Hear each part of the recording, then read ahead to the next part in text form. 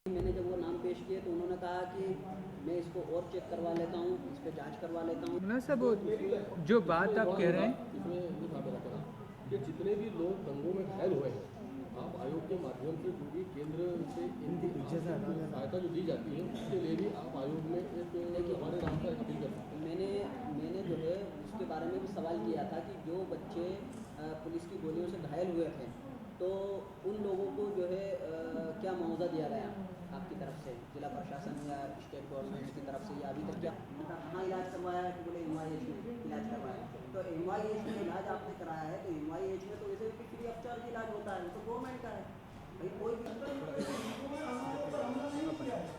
अगर कलेक्टर साहब आपको ये कह रहे हैं कि हमारे पास नहीं है, तो आप इससे पहले खजाने का भी दंगा हुआ था तो हमारी पार्टी ने सब लोगों को वहाँ पर सम्मानित तरीके से सबको पैसे दिए हैं। हमारा मुख्य मुद्दा इसमें ये है कि वो कह रहे हैं कि हमने व्हाट्सएप पर उसको पैसे ले लिया है। आपसे गुजारिश ये कि इसमें फोटोग्राफ से हमारे जो पेपरों ने उसको पूरा प्रकाशित करा है, उसको क्यों नहीं गिरफ्तार करते, वो मुद्दा है। दूसरा मुद्दा जरूरी ये है कि हम लोगों के जो लोगों को पकड़ लिया जाता है उसके बाद कोई सुनवाई नहीं होती। पूरे देश का इतिहास ये कोई ऐसा आप पुनिया साहब से और आपसे आग्रह करते हैं ऐसा किया जाए कि छूट हो जाए, ये सब झूठ बातें हैं। वही धारा लगती है, अधिकतर लोगों को गोली लगी तो मुसलमानों को लगी, गोली चलाई तो पुलिस ने चलाई।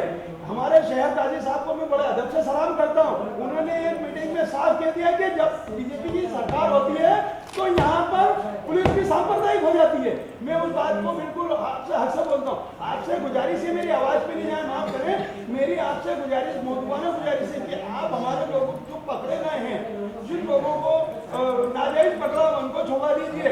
अब ये उनको सलामत रखें जो दंगा करने वाले, उनका काम तो दंगा मुजफ्फरनगर में भी यही होगा, मेरठ में भी होगा, पूरे देश में RSS ने अपना ये माहौल बना रखा है। और उसके बाद हमारे आगे पीछे बात करते हैं। अब उनकी वो भी बात पूरी खत्म हो गई, जो हिंदू ईद की बात करेगा वो देश पे राज करेगा। अब तो मुसलमानों में टोपी पहनाने जा रहे हैं, ये कौन सी उनके पास आ गई। मेरी आपसे दरख्वास्त ये है, हाथ जोड़ के आपसे गुजारिश करता हूँ कि हमारे लोगों को आप उन लोगों को गिरफ्तार करें और हमारे लोगों को वहाँ से जो बेगुनाह है उनको माफ करवाने की कोशिश करें। ऐसी कोई आपकी कार्रवाई की जाए। हैं। एक बात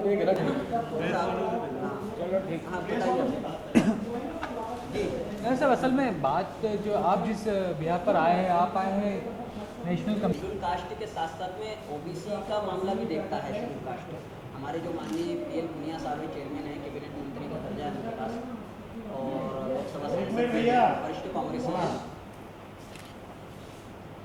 कांग्रेसी भी हैं।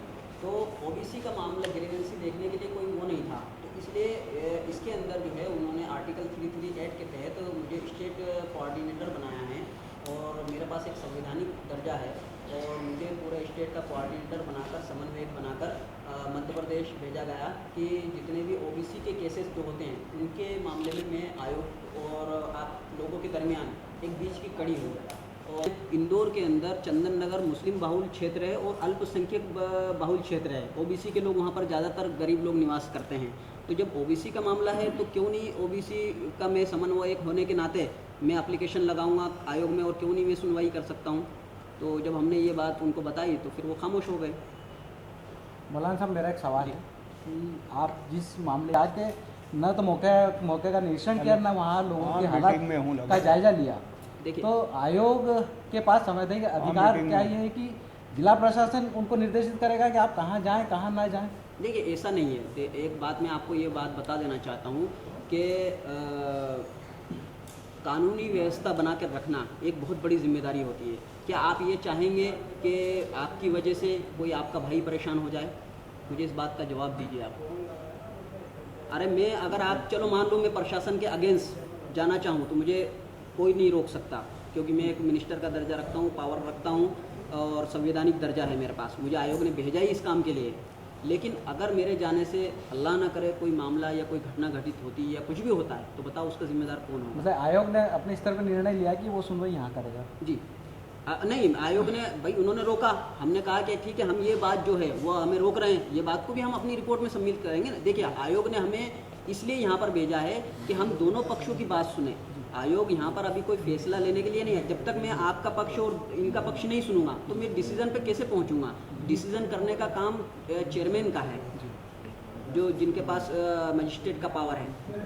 हमारा काम तो है यहाँ पर आके आप लोगों की जो भी कुछ शिकायतें हैं या आप लोगों की जो भी कुछ परेशानी है, प्रशासन से भी हमने सुनी, प्रशासन ने भी उसका पक्ष रखा, फिर हम आप लोगों से मिल रहे हैं। पहले हमारा मकसद ये था कि आप लोगों से मिले ताकि फिर प्रशासन को हमें जवाब देने में आए, लेकिन चूंकि पहले हमें वहाँ नहीं जाने दिया, प्रशासन ने पहले वहाँ पर मीटिंग रख ली, जिला प्रशासन ने, तो फिर वहाँ पर हम पहले मीटिंग में शामिल हो गए। उसके बाद हमने निर्णय ले लिया कि 2 बजे बाद यहाँ पर हम लोगों को बुला कर लेंगे। भाई यहाँ पर आने से तो नहीं रोक सकता प्रशासन, अगर प्रशासन हमें रोकता तो फिर यहाँ पर हम लोग कैसे रोकेंगे, वो तो हमें ज़िले में ही नहीं आने देता। मौलाना साहब, जैसे कलेक्टर साहब ने आपको बताया कि मुआवजे का कोई प्रावधान नहीं है, मुआवजे की कोई उम्मीद बनती है? देखिए, बिल्कुल मैं अपनी रिपोर्ट में ये बात लिखूंगा कि पुलिस की गोलियों से जो लोग घायल हुए हैं, और कलेक्टर साहब का ये कहना है, लेकिन आयोग में मैं सिफारिश करूंगा आयोग को कि ऐसे लोगों को, बेचारे जो नौजवान बच्चे हैं जिनको जो है घायल हुए, जो इतने दिनों तक हॉस्पिटल में भर्ती रहे, उनके पेरेंट्स भी परेशान हुए, तो उनको मुआवजा दिया जाए, ये मैं इसकी रिकमेंड करूँगा आयोग से। मौलाना साहब, पिछले कई दंगों पे अगर हम क्या वजह सामने आ रही है, इसके कितने देखिए, सालों का एनालिसिस क्या कहता है आपका?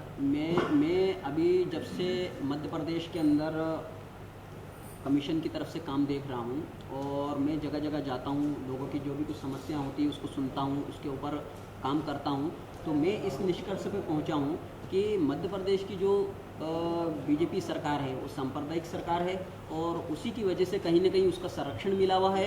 इन लोगों को जो आपराधिक तत्व हैं या गुंडा तत्व हैं, उनको इनका संरक्षण मिला हुआ है नेताओं का, इसीलिए जो है ये सब दंगे भड़कते हैं, और दंगा करवाने का मकसद भी यही होता है ताकि मुसलमानों के अंदर एक दहशत और अल्पसंख्यकों और पिछड़ा वर्ग के अंदर एक दहशत पैदा की जाए।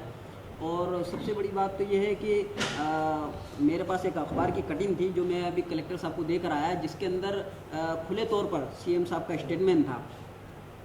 वो अखबार की कटिंग थी, आप लोगों को भी शायद मालूम होगा, अखबार में स्टेटमेंट छपा था कि मुझे मालूम है कि हालात किसकी वजह से बिगड़े हैं। ये सीएम साहब का स्टेटमेंट है, हेडिंग है अखबार की कि मुझे मालूम है ये हालात किसकी वजह से बिगड़े हैं। फिर नीचे हेडिंग है कि अगर मैं अभी प्रशासनिक सर्जरी करूंगा तो उससे गलत संदेश जाएगा।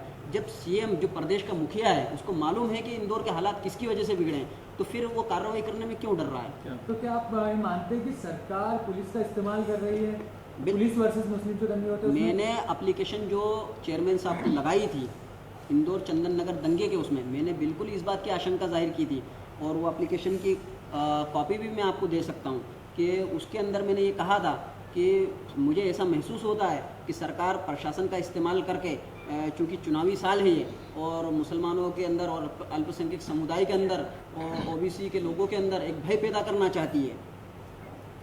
अच्छा, आपका सवाल करना चाहूँगा, आपके जो शिकायतें आई, नहीं, क्योंकि जो घायल है, आप असल में आप वहाँ चंदननगर गए नहीं है, अगर आप वहाँ जाएंगे तो आपको बहुत ज़मीनी हकीकत पता चलेगी।